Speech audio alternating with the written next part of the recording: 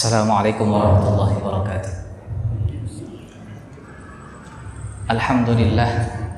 Alhamdulillahis samiil alim alladzi anzalal qur'ana shifaa'an wa hudan wa rahmatan lil mu'minina wa kulli taqi al-qail fi kitabihil aziz innallaha malaikatahu yusholluna 'alan nabi asyhadu an la ilaha illallah wa asyhadu anna sayyidana Muhammadan abduhu wa rasuluh. Allahumma shalli ala sayyidina Muhammadin wa ala alihi wa sahbihi ajmain, amma ba'du. Sebelum kita memulai pengajian kita atau sama-sama kita mengkaji tentang sirah, marilah kita bersama-sama membacakan Fatihah, khususnya untuk kita sendiri, untuk orang tua kita yang telah mendahului kita dan orang-orang terkasih yang telah mendahului kita, dan juga kepada Rasulullah SAW, dan khususnya bagi guru kita ya, yang akan kita bahas karangannya, yaitu tentang fiqhus sirah, yaitu Syekh Said Ramadan Buti. Ala hadhihi niyah wa ala kulli niyatin shalihah. Al-Fatihah.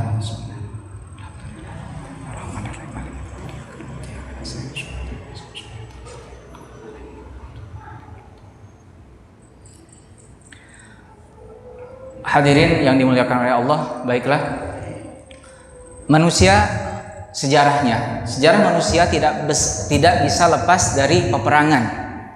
Ada beberapa peperangan, dan begitu banyak peperangan yang berakhir dengan apa? Dengan sampah sejarah. Akan tetapi segala sesuatu yang dilakukan oleh Rasulullah SAW itu ada hikmahnya. Maka pada kesempatan kali ini insya Allah kita akan sedikit mengutip tentang peristiwa atau catatan peristiwa dakwah Rasulullah SAW antara perang Badar dengan perang Uhud. Ya, kita akan coba mengutip sedikit ya tentang sirah tersebut. Baik hadirin semua, sebelum kita lebih jauh tentang catatan sejarah itu, kami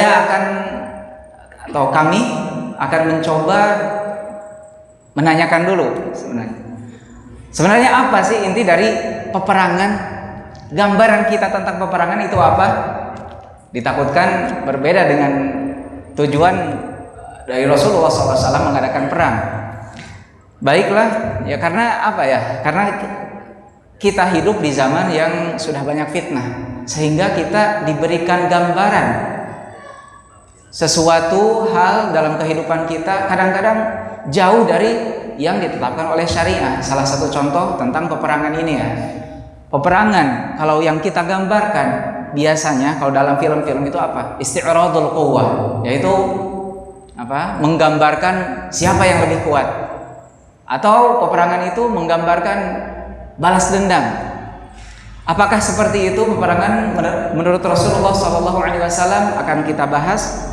Namun sebelum jauh dari peperangan itu, kita sedikit mengingatkan ya bahwasanya Rasulullah SAW dalam peperangannya itu ada dua istilah. Pertama adalah istilah as-sariyah, ada istilah ghazwah. Mungkin banyak hadirin yang sudah mengenal tentang istilah ini. Istilah sariyah itu apa? Istilah sariyah adalah peperangan atau utusan yang Rasulullah SAW tidak ikut di dalamnya. Mengenai jumlahnya para ulama berbeda pendapat. Ada yang mengatakan 47 dan ada yang mengatakan lebih dari itu. Adapun yang istilah yang lain itu dikatakan adalah al-ghazwah. Nah, ghazwah itu apa? Adalah sebuah peperangan yang diikuti oleh Rasulullah SAW. Saya sedikit mengutip dari kata-kata Ibnu Hajar Al-Hafidh ya, seorang ulama yang wafat tahun 852 di Al-Fath, Fathul Bari, mengatakan bahwasanya jumlah peperangan ghazwah dan sariyah pada zaman Rasulullah SAW selama 10 tahun itu lebih dari 100. Namun apa di sini rahasianya? Nanti akan kita bahas satu persatu ya. Yang pertama di sini Tujuan dari perang, kita mencoba mengutip dari Imam Ghazali dan kita tambahkan dari keterangan-keterangan ulama-ulama yang lain, bahwasanya peperangan bagi orang Muslim atau yang diajarkan oleh Rasulullah SAW setidaknya memiliki 4 tujuan. Maaf, 3 tujuan. Yang pertama apa? Tahsilul haq al-muqtasab atau raddul haq al-muqtasab, yaitu mengembalikan hak yang diambil secara paksa dari kita. Ini salah satu contoh yang praktisnya yang sebagaimana dicontohkan oleh Rasulullah SAW, yaitu ketika terjadinya perang Badar. Para ilmuwan Barat banyak mengkritik tentang hal ini. Katanya bahwasanya peperangan dalam Islam itu, atau Islam disebar atau menyebar dengan peperangan, dengan as-saif. Ada salah satu hadis yang mengatakan seperti itu. Sebenarnya itu tidak benar ya. Karena apa? Bahkan pada perang Badar pun Rasulullah SAW dalam beberapa kitab atau beberapa buku yang menerangkan tentang sebab atau asal muasal terjadinya perang Badar itu adalah apa? Bahwasanya Rasulullah SAW ingin mengembalikan hak-hak orang Muslim yang diambil. Salah satu contoh, sahabat Suhaib Ar-Rumi, ketika beliau melaksanakan hijrah, beliau dihadang oleh kaum musyrikin dan dipaksa untuk menyerahkan seluruh aset atau seluruh kekayaan yang beliau miliki. Nah, maka ada itu perang Badar. Dan kalau kita teliti ya dalam Islam ya, dalam Al-Quran pun, bahwasanya Al-Quran tidak pernah memakai kata-kata uktul. Karena kalau dalam bahasa Arab ya, peperangan itu ada berbagai ungkapan. Satu kata bisa menjadi 200 ya, bercabang derivatifnya atau cabang-cabangnya menjadi 200. Dan Al-Quran menggambarkan sebuah peperangan itu dari kata-kata qatil, berbeda dengan uktul, dengan qatala. Kalau qatil itu apa? Al-ghazwah ad-difa'iyah, yaitu perang untuk membela diri, berbeda dengan uktul. Nah itu, jadi orang Barat itu gagal paham ya, karena dia tidak memahami bahasa Arab secara detail. Jadi yang dia baca hanya terjemahannya mungkin. Jadi sehingga mungkin saudara-saudara atau bukan saudara-saudara ya, orang-orang yang di luar dari agama kita mengatakan bahwa Islam, Al-Quran banyak penuh dengan peperangan. Padahal kalau kita baca, coba kita baca. Kalau kata-kata qatala, peperangan dalam Islam pasti ada batasannya. Ketika Al-Quran menggambarkan qatilhum, nanti di akhir ayat innallaha la yuhibbul mu'tadin. Allah tidak menyukai orang yang berlebihan. Berarti ada aturannya. Tidak seperti perang salib. Contohnya orang yang di Eropa itu sampai ya, dipenggal, akhirnya kan kepala diarak di mana-mana. Itu al-muslah, itu dilarang dalam Islam. Hadirin yang dimuliakan oleh Allah, tujuan yang pertama dalam perang itu tahsirul haq ya, atau raddul haq al-muqtasab. Yang kedua, radd ala mu'amaratin bada bihil adu, yaitu yang kedua adalah tujuannya untuk menolak konspirasi yang dilakukan oleh musuh. Dan dalam kesempatan kali ini, yaitu catatan peristiwa sejarah antara perang Badar dengan perang Uhud, itu Rasulullah SAW diserang dari 4 sisi. Nanti akan kita bahas ya satu-satu. Kemudian hal yang ketiga, dan ini salah satu yang unik ya yang Islam miliki, yaitu himayatul mustad'afin, bukan isti'radul quwwah, bukan untuk menampilkan kita yang paling kuat, bukan untuk dengan tujuan balas dendam ya, sehingga memuaskan hawa nafsunya, tidak. Akan tetapi himayatul mustad'afin itu memprotek atau melindungi orang-orang atau kaum yang lemah. Ketika Rasulullah SAW atau para sahabat yang mengirimkan pasukan ke Persia, bukan tujuan pertamanya, bukan tujuan untuk memaksa mereka untuk masuk Islam, karena masuk Islam adalah la ikraha fid din. Ya, tidak ada paksaan dalam agama. Akan tetapi apa yang jadi tujuan mereka? Mereka yang ada di Persia, mereka yang ada di Mesir, mereka yang ada di Syam, itu semuanya tertindas, kebebasan mereka terenggut oleh pemimpin-pemimpin mereka. Salah satu bukti yaitu yang terjadi mungkin yang akrab dalam kehidupan kami, yaitu ketika ya di Mesir. Di Mesir ketika Sayyidina Umar mengirimkan pasukan yang dipimpin oleh Amr bin As, itu ternyata jauh dari perkiraan. Ya. Pada saat itu di Mesir dipimpin oleh Romawi, ya. Akan tetapi atau Kristen ya dari Romawi. Akan tetapi kepemimpinan mereka semena-mena. Akhirnya kalangan gereja pun tidak suka terhadap pemimpinnya.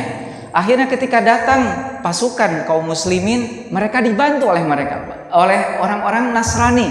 Bahkan saking berterima kasihnya orang-orang Nasrani, orang-orang Kipti ya, mungkin istilahnya di sana Kristen Koptik kalau di Mesir. Jadi karena Kristen itu bermacam-macam. Ya, tahsabuhum jami'an dalam Al-Quran dikatakan tahsabuhum jami'an wa qulubuhum syatta.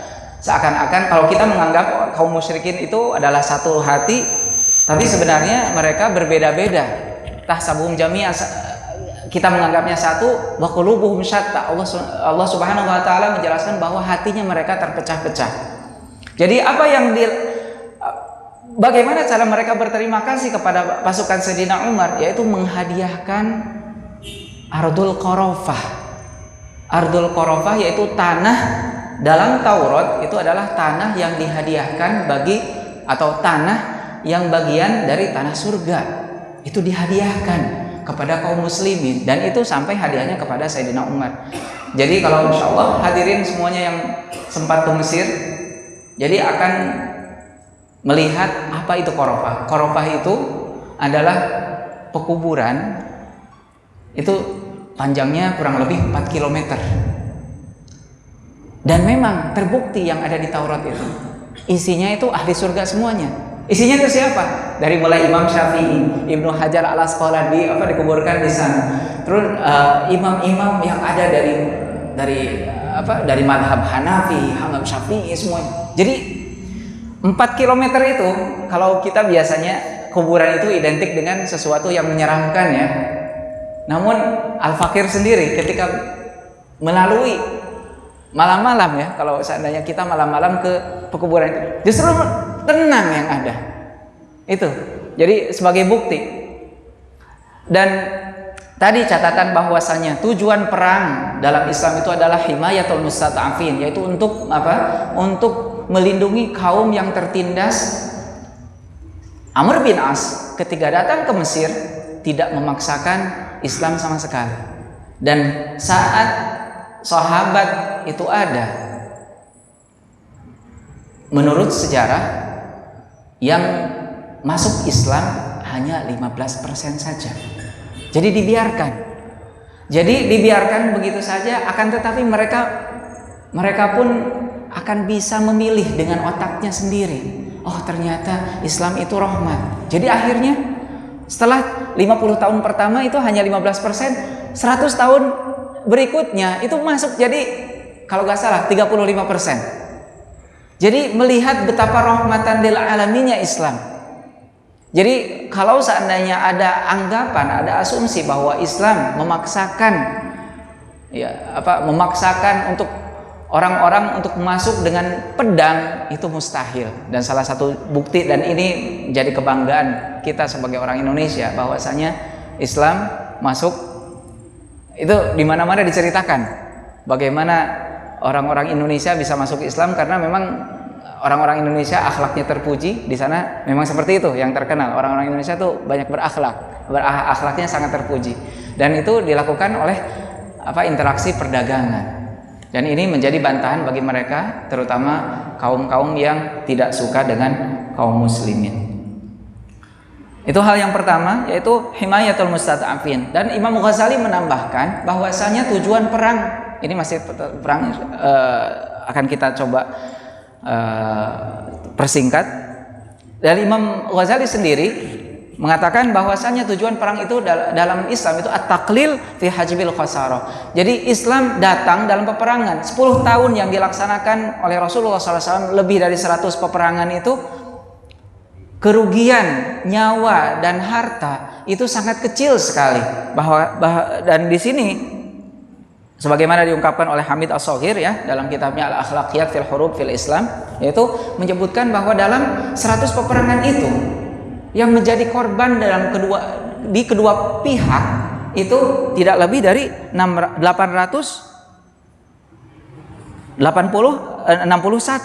236 dari syuhada dari kaum muslimin dan 625 dari orang-orang kafir.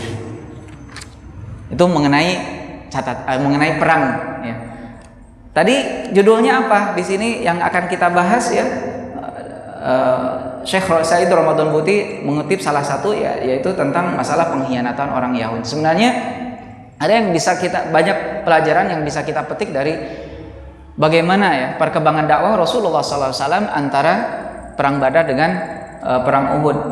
Salah satu yang Al-Fakir catat di sini, yang dikutip dari Syekh Dr. Marwan Syekh Al-Ard ya, beliau salah satu ulama di Syam, itu beliau mengatakan ada 4 catatan dakwah di sini ya, bahwa Rasulullah SAW secara umum di sini, pertama, setelah Badar, setelah kemenangan di Badar Kubro, Rasulullah SAW mendapat tekanan dari kaum musyrikin. Jadi kaum musyrikin tidak tinggal diam ketika 70 tentara mereka meninggal dan beberapa 70 orang juga disandra, dan hanya 14 ya dari kaum muslimin yang gugur pada saat itu. Mereka tidak tinggal diam. Ada 4 hal ya atau 4 gerakan yang mereka lakukan selama kurang lebih 1,5 tahun ini antara perang Badar dengan perang Uhud. Yang pertama, sebagaimana diriwayatkan oleh hadis ya, ini yaitu yang pertama, usaha pembunuhan Rasulullah SAW, yaitu lebih tepatnya pada bulan Syawal 2 Hijriah. Siapa pelakunya? Ya, pelakunya yaitu adalah Umair bin Wahab Al-Jumhi dengan Sofwan bin Umayyah. Walaupun 2 tokoh ini yang kemudian masuk Islam berikutnya. Ya. Bagaimana ceritanya atau riwayatnya dari Umair bin Wahab Al-Jumhi ini, yaitu karena suatu ketika ya, 2 orang ini teman dekat ya, dan kedua orang ini sama-sama menderita dengan adanya perang Badar. Abu Umair Al-Jumhi ini anaknya disandra, sedangkan Sofwan bin Umayyah keluarganya ada yang tewas ya pada perang Badar. Dan Umair ini bilang atau mengatakan kepada sahabatnya, kalaulah seandainya anak-anak saya tidak lemah gitu dan saya tidak memiliki hutang, katanya saya akan pergi ke Madinah untuk membunuh Rasulullah. Mendengar hal ini tentunya yang temannya sama-sama orang musyrik ketika itu, Sofwan bin Umayyah ya, sebelum masuk Islam, karena dia orang kaya dan cerdas dalam memanfaatkan kondisi ini. Ya udah, katanya, ya sudah, kamu berangkat saja, tenang, anak kamu saya tanggung selama mereka hidup, saya tanggung, dan hutang-hutang kamu akan saya bayar. Akhirnya deal katanya. Akhirnya cuman pesan Umair, jangan kamu ceritakan kepada siapa-siapa, hanya kita yang tahu. Itu catatan dari Umair. Akhirnya apa yang dilakukan Umair? Umair mengasah pisaunya, dan pisaunya itu dicampur dengan dicampur dengan racun ya, seperti itu. Dan akhirnya berangkat ke Madinah, dan akan tetapi kedatangannya diperhatikan oleh Sayyidina Umar.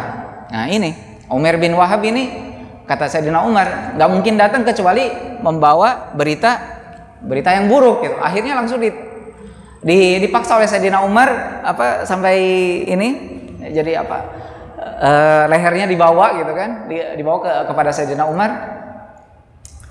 Ya Rasulullah, ini datang orang ini adalah pengkhianat gitu. Bukan pengkhianat, orang ini akan menimbulkan kerusakan. Kata Rasulullah SAW, arsilhu, ya, lepaskan wahai Sayyidina Umar, lepaskan wahai Umar, udnu ilayya ya Umar, mendekatlah wahai Umar.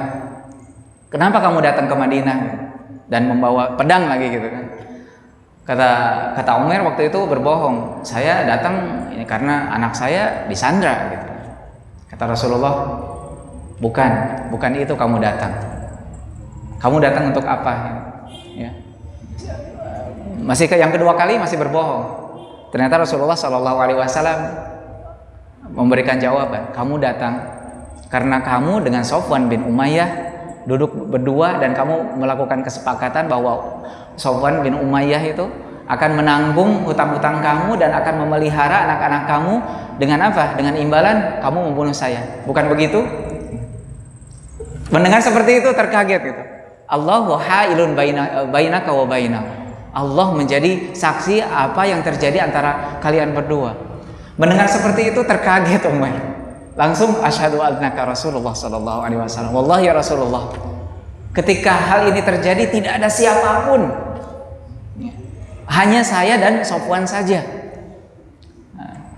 Dengan Allah Subhanahu wa taala, ya, bagaimana Allah Subhanahu wa taala menjaga hambanya, dan karena perlakuan Rasulullah sallallahu alaihi wasallam seketika itu akhirnya Umar masuk Islam, dan akan tetapi temannya Sofwan bin Umayyah baru masuk Islam setelah perang Tabuk ya. Kalau nggak salah setelah perang Tabuk.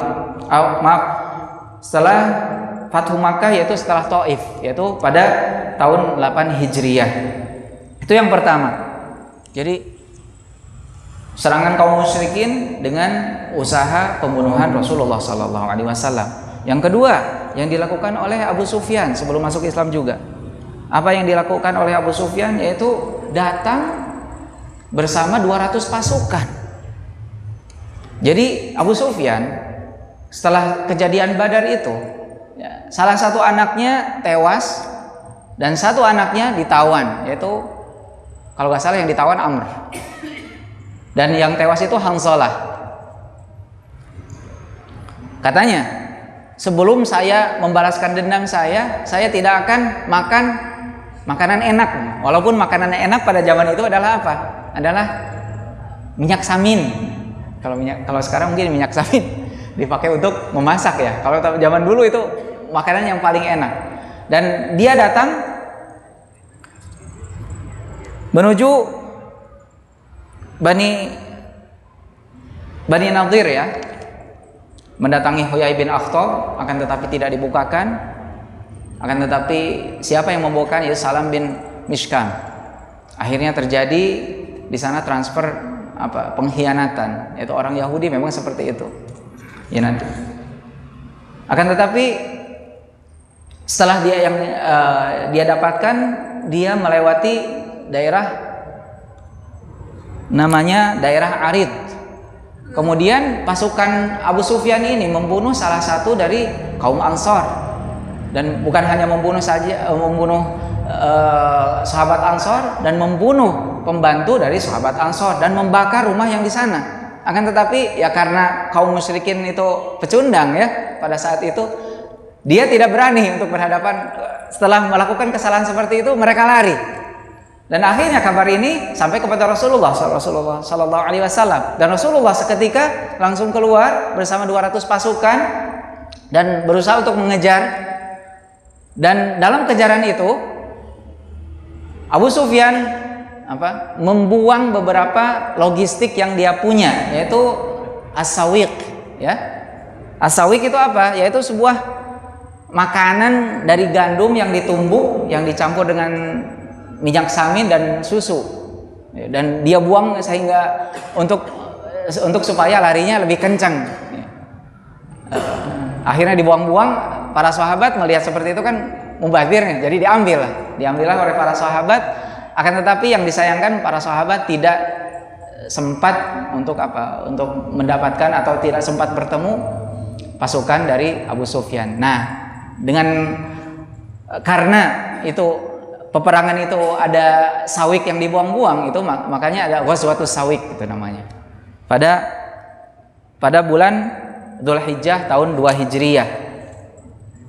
Dan bukan dua hal itu saja yang dilakukan oleh kaum musyrikin, ada hal yang lain, yaitu mereka siap-siap untuk perang Uhud, ya. Walaupun belum dinamakan perang Uhud, akan tetapi mereka siap-siap untuk memerangi kaum muslimin di Madinah, yaitu bersiap untuk perang. Apa yang mereka lakukan? Yaitu salah satunya melarang orang yang ditinggalkan, yang keluarganya tewas di Badar atau keluarganya ditawan, untuk apa?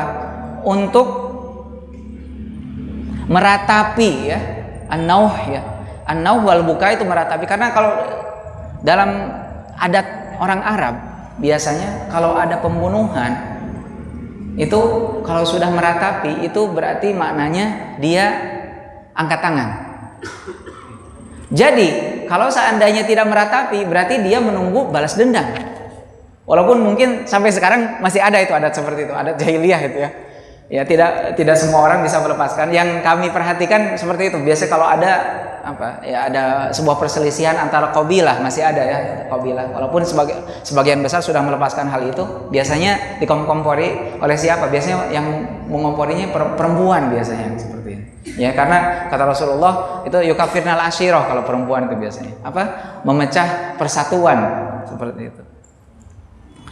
Dan bukan hanya itu, akan tetapi dilakukan azza atau takziah. Akan tetapi takziah di sana bukan takziah berduka lara, akan tetapi yang dibacakan oleh mereka adalah syair-syair, yaitu syair-syair yang menentang keberadaan kaum muslimin di Madinah. Dan pada saat itu datang Ka'ab ibnil Ashraf, yaitu orang Yahudi. Orang Yahudi memang di mana-mana tukang ngomporin sampai sekarang, ya. Dan mereka, kalau kita menunggu Sayyidina Isa dan Imam Mahdi, ya, kalau mereka menunggu Dajjal. Jadi mereka menunggu Dajjal. Kalau kita kan menunggu bukan menunggu sih. Kalau Imam Mahdi itu tidak ditunggu, ya. Kalau yang kita itu, ya sudah, datang aja, gitu. Bukan muntazor, karena muntazor itu istilah Syiah. Oke. Kemudian yang pertama, itu hal yang pertama. Catatan yang pertama, dakwah Rasulullah SAW mendapatkan tentangan dari kaum musyrikin. Yang kedua, itu mendapat tentangan dari Yahud, orang Yahudi. Dan dalam sejarah Islam atau dalam kitab-kitab sirah, di sini hanya dikutip bahwasanya Yahudi itu hanya 3 qabilah, yaitu Bani Nadir, Bani Qainuqa, dan ada yang tahu? Bani Nadir dan Bani Qainuqa.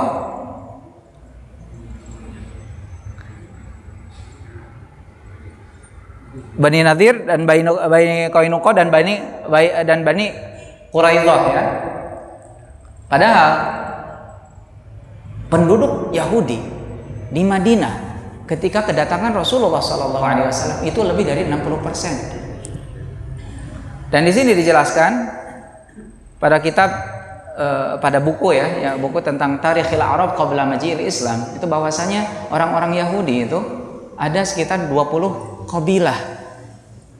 Kalau penjelasannya di sini, Bani Quraidah dan Bani Nadir itu dia adalah anak dari kahinin. Mereka istilahnya kahinin. Karena apa? Karena anak dari keturunan kahin. Mungkin kalau sekarang kohin, ya. Ada, kalau dalam bahasa Yahudi itu cohen, tulisannya cohen, yaitu keturunannya itu. Keturunan dari kahinin, bukan kahin tukang ini, ya, kahin dukun, ya. Mungkin kalau bahasa Arab kan kahin kan dukun, akan tetapi mereka keturunan dari kahin. Sedangkan di sini Bani Qainuqa itu adalah keturunan dari Nabi Yusuf. Walaupun keturunan dari para nabi, akan tetapi yang mereka wariskan itu bukan sifat-sifat yang mulia, akan tetapi ya sifat-sifat keangkuhan dan sifat-sifat khianat yang ada. Dan itu yang terjadi pada pengkhianatan Bani Qainuqa sebagaimana dijelaskan oleh Dr. Sa'id Ramadan Al-Buti. Apa yang dilakukan Bani Qainuqa itu kan sebuah kabilah dari Yahudi yang begitu banyak memiliki penduduk, dan bahkan bukan hanya penduduknya saja, akan tetapi dia paripurna. Dia memiliki pasar sendiri, pasarnya saja sampai 300 toko. Dan ketika hal tersebut terjadi gitu, yang menjadi masalah di sini bukan masalah pasarnya, akan tetapi mereka melakukan riba terhadap kaum muslimin. Jadi kaum muslimin itu diperas. Melihat seperti itu, Rasulullah SAW kan membangun pasar yang Nakhomah itu, yang di sebelah barat di Masjidil Nabawi yang sekarang, ya, yaitu pasar Nakhomah. Yang menjadi pemicu peperangan Uhud itu pun terjadi dengan Bani Qainuqa, yaitu apa? Pada saat itu ada seorang perempuan dari kaum Ansor yang datang berbelanja ke Bani Qainuqa, karena Bani Qainuqa ini termasyhur dengan mereka memiliki kemampuan untuk dalam membuat perhiasan, ya, perhiasan emas dan perhiasan perak dan lain sebagainya. Apa yang terjadi? Salah satu orang Yahudi membukakan aurat perempuan ini, yang akhirnya ketika melihat kezaliman seperti itu, salah satu dari Ansor memukul orang Yahudi dan mati. Nah, orang Yahudi tidak terima, akhirnya apa yang terjadi? Ya, orang Yahudi menyerang sahabat Ansor ini dan terjadilah pembunuhan. Dan Rasulullah SAW ya tentunya menuntut hal-hal seperti itu. Dan ini menjadi pelajaran ya, bahwasanya dalam Islam kita mengenal bahwa tidak ada beda antara kita dengan kaum-kaum yang lain. La farqa baina Arabiyyin wa ajamin illa bittaqwa. Akan tetapi di kaum Yahudi itu mereka, jika ada seseorang yang meninggal dari kabilah tertentu dan kabilah ini lebih rendah daripada kabilah yang lain, itu nilai kompensasinya berbeda. Seperti ini, Bani Qainuqa ini karena turunan Nabi Yusuf itu lebih tinggi daripada Bani Nadir. Jadi kalau sana dibunuh, yang jelas kalau ukuran pastinya tidak dijelaskan dalam kitab ini. Yang jelas mereka memiliki nilai kompensasi yang berbeda. Itu agama-agama sebelum Islam seperti itu. Akan tetapi Islam datang dengan persamaan. Sebenarnya Islam itu datang dengan rahmat bagi siapapun. Itu hal yang kedua, yaitu penyerangan dari kaum Yahudi. Yang ketiga, tekanan dakwah Rasulullah SAW itu datang dari kaum Arab, ya, kaum orang Arab Badui. Itu kan kalau yang kita membaca dalam Al-Quran itu yang biasanya Allah menggambarkan al-Arabu asyaddu kufran wa nifaqan, ya. Jadi bahwasanya orang-orang Badui yang pada saat Rasulullah SAW itu sangat begitu keji. Nah, kalau kita aplikasikan sebenarnya, ya walaupun baru 3 ya, karena memang sebenarnya mungkin waktunya tidak akan mencukupi, ya saya cukupkan 3 saja. Akan tetapi coba kita perhatikan, ya, perhatikan bagaimana kita aplikasikan keadaan kaum muslimin dengan apa yang terjadi pada Rasulullah SAW. Karena mustahil apa yang terjadi yang kita alami sekarang itu belum pernah dicontohkan oleh Rasulullah SAW. Rasulullah pasti pernah mencontohkan hal itu. Rasulullah mendapatkan tekanan dari kaum musyrikin. Kaum musyrikin itu mereka adalah kelompok yang sangat tidak ingin Islam itu eksis. Dan nanti ada kaum munafikin. Munafikin tugas-tugasnya ya, bermacam-macam yang disayangkan. Kalau kita membaca dalam Al-Qur'an, ya, kita dari mulai Al-Baqarah itu dari kitab la raiba, mulai dari sana ayat innal ladzina kafaru sawa'un 'alaihim, itu mulai sana sampai ayat 120 itu wa idzibtala Ibrahim, itu kaum munafikin semua, dan kaum munafikin itu bukan satu madrasah saja ternyata. Itu ada sekitar 7. Dari Abdullah bin Ubay bin Salul, ada Abdullah bin Nabtali, ada yang namanya ini Abu Amir Al-Fasik. Siapa Abu Amir Al-Fasik? Ada yang tahu? Adalah bapaknya dari siapa? Dari sahabat Hanzalah, yaitu Masjid Dirar. Masjid yang dibangun pada tahun 9 Hijriah, Masjid Tabuk, yaitu walladzina takhudhu masjidan dirar, itu walladzina takhudhu masjidan diraran wa kufran, yaitu jadi masjid yang dibuat oleh kaum munafikin. Dan ada wal murjifuna, yaitu al murjifuna itu siapa? Kalau sekarang kita gambarkan, itu murjifun itu adalah pembawa berita bohong, atau pembawa berita yang membuat orang-orang mukmin itu seolah-olah khawatir terus ya. Berarti pembawa hoax ya, yang pembawa hoax. Jadi ada kesamaan antara hidup kita dengan Rasulullah SAW. Jadi kalau ingin kita selamat untuk hidup di masa sekarang yang banyak fitnah itu, coba kita kaji Rasulullah SAW. Rasulullah begitu dekat dengan kita. Rasulullah mencontohkan apa saja yang kita alami, akan tetapi ya kita mungkin usahanya kurang ya, kurang untuk mendekat dengan Rasulullah SAW, seperti itu. Dan mungkin sebagai penutup di sini menjelang 3 menit ya sebelum Isya, di sini akan saya sedikit sekali membahas tentang madrasah an-nifaq ini gitu. Jadi madrasah yang kemunafikan, dan yang paling parah dari madrasah kemunafikan itu di samping 7 ya, walladzina fi qulubihim marad, salah satu di antaranya ada madrasah Harqusi ya. Harqusi ini berani menentang Rasulullah SAW, dan dia menganggap lebih baik dari Rasulullah. Ini paling bahaya ya. Jadi kita walaupun naudzubillah, walaupun kita beribadah sekhusyuk apapun, mengeluarkan infak sebesar apapun, berjihad ya, semenderita apapun, kita tidak akan pernah mencapai derajat Rasulullah. Akan tetapi orang ini berani menyalahkan Rasulullah SAW, dan Rasulullah SAW sudah mengabarkan dari turunan ini antara 10 sampai 20. Rasulullah sudah mengabarkan semuanya sampai Sayyidina Ali ya. Jadi Sayyidina Ali tahu bahwa orang ini orang dari yang turunan ini, kata Rasulullah SAW, hada kharaja min hada, dari punggungnya orang ini katanya kullu syarr, segala sesuatu yang yang berkaitan tentang fitnah dan kerusakan.